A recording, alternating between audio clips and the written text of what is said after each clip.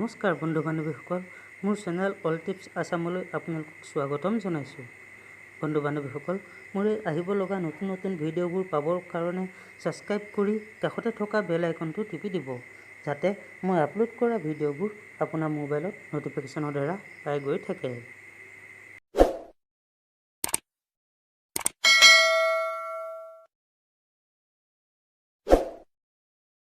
বন্ধু বান্ধৱীসকল, আজি মই কথা পাতিম এই 3 প্ৰকাৰৰ ভোজন কৰিলে আয়ুস কমি আহে কেনেকৈ। এই 3 প্ৰকাৰৰ যদি ভোজন কৰে তেন্তে আয়ুস কমি আহে। বন্ধুসকল, মানুহ বা প্ৰত্যেক প্ৰাণীৰ আহাৰৰ প্ৰয়োজন হয় আৰু তাৰ পৰা শক্তি পায়। লগতে অন্য পশুকো ভিন্ন ভিন্ন খাদ্যৰ প্ৰয়োজন। আহাৰ ভোজন কৰাৰ বাবে ঈশ্বৰে সকলোকে নিয়ম বনাই দিছে। সেই নিয়ম পালন কৰিলে মানুহ ঈশ্বৰৰ কৃপাপ্ৰাপ্ত হয়।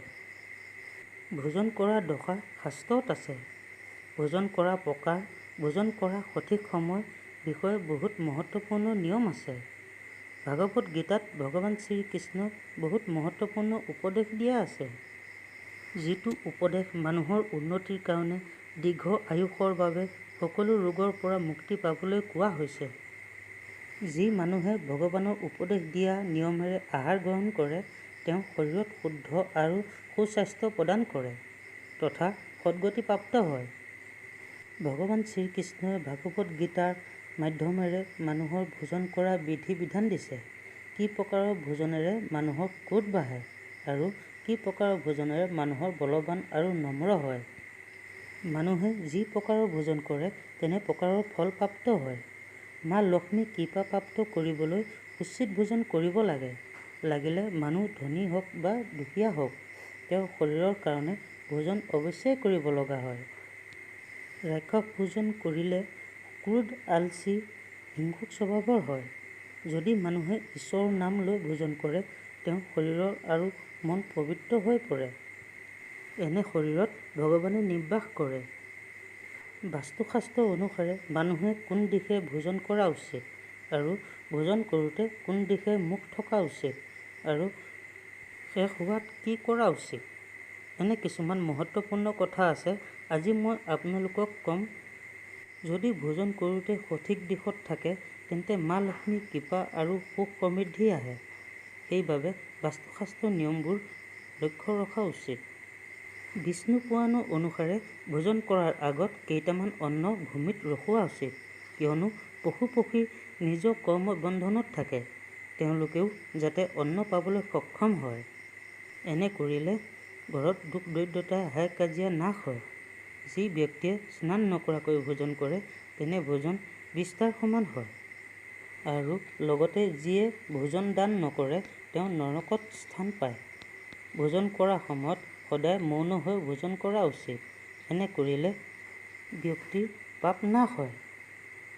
বাস্তুশাস্ত্ৰ অনুসাৰে পূব দিশত ভোজন কৰিলে মানুহৰ যিকোনো ৰোগৰ পৰা আৰু মানসিক ৰোগৰ পৰা মুক্ত হয়।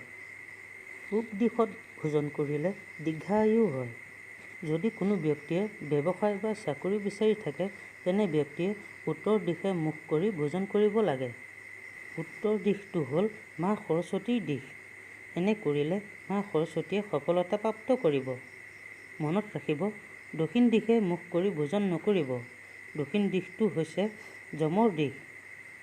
বাস্তুশাস্ত্ৰ মতে কটা চিঙা বাচনত ভোজন কৰা উচিত নহয়, যিয়ে দুৰ্ভাগ্যক নিমন্ত্ৰণ দিয়ে। ভোজন সদায় ভাল থালতহে কৰা উচিত। লেতেৰা থালিত ভোজন কৰিলে জীৱনত দুৰ্ভাগ্য আহে। একাদশী দিনত আমিষ ভোজন নকৰিব। একাদশী দিনত যি ব্যক্তিয়ে আমিষ ভোজন কৰে, মা লক্ষ্মীয়ে তেওঁৰ পৰা গুচি যায়। ভোজন অপব্যয় কৰাটো শাস্ত্ৰত নিষেধ মনা হয়। গতিকে ভোজন কৰোঁতে থালিত সঠিক জোখতহে ল'ব লাগে। যদি কোনো ব্যক্তিৰ লগত একেলগে ভোজন কৰি থাকোঁতে ভোজন শেষ নোহোৱালৈকে উঠি যোৱা উচিত নহয়। ভোজনৰ থালিত হাত ধোৱাটো অনুচিত মনা হয়। থালিত হাত ধুলে অন্নক অপমান কৰা বুজায়। ব্যক্তিয়ে বিচনাত বহি ভোজন কৰা উচিত নহয়। এনে কৰা ব্যক্তি বহু প্ৰকাৰৰ ৰোগে দেখা দিয়ে। ভোজন কৰিলে মাটিত বহিহে ভোজন কৰা উচিত। গৰুড় পুৰাণ অনুসাৰে যদি থালিত চুলি আহে তেনে ভোজন ত্যায্য হৈ যায়। যদি অন্নত চুলি আহে সেই অন্ন ঈশ্বৰক দান কৰা উচিত নহয়। যদি ঘৰৰ সদস্যক অন্ন নিদিয়াকৈ ভোজন কৰে অন্নপূৰ্ণা দেৱীৰ ৰুষ্ট হৈ যায়। এনে কৰিলে মানুহৰ পুণ্য কৰ্ম নষ্ট হৈ যায়।